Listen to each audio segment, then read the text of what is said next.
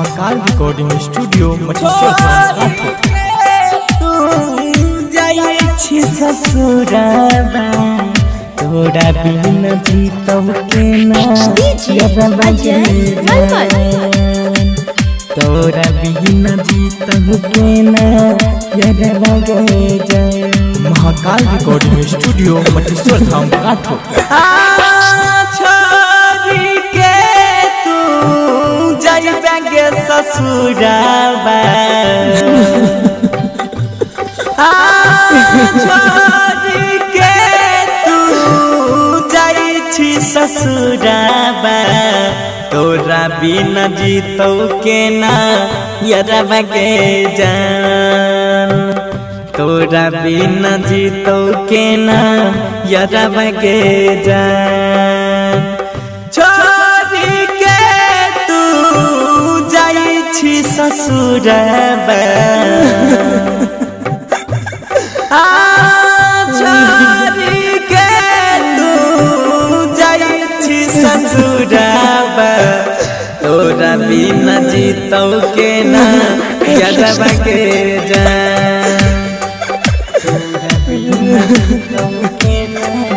यरबा के तोरा बिन जीतौ के ना डीजे अजय मलमल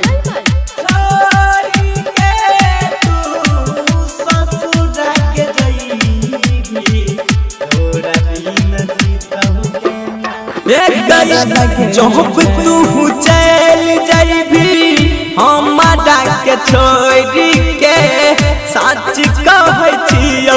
सूरज देखाई नहीं भोर के सच कहै छियौ सूरज देखाई नहीं भोर के जब तू चल जाइबी हमारा के छोड़ी के सच कहै छियौ सूरज देखाऊ नहीं भोर के मोंगिया में सजई है सिनुराबा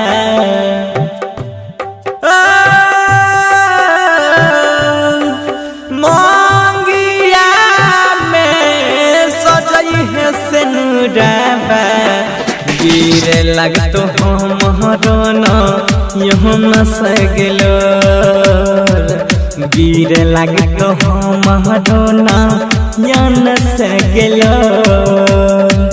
छोरी के तू जाई छी ससुराला गिरे लगतो हमरो गए आँखिया से लो आँखिया से लो सिंगोरा जिसके कोई रदलही बाडगे राम जानयन सुपर खेलो यतिया चारगे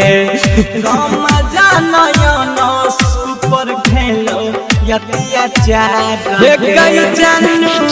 सच कहै छियौ तू चल जाइबी भोर के राजेश रंगीला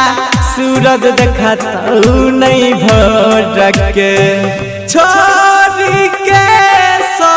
ससुराबा के जाइबी महाकाल रिकॉर्डिंग स्टूडियो मटेश्वर धाम काठो छोरी के ससुराबा के जाइबी राजेश के रुकतौ ने आँखिया से लो नसु के रुकतौ ने आँखिया से लो छोरी के तू जाई छी ससुराला छोरी के तू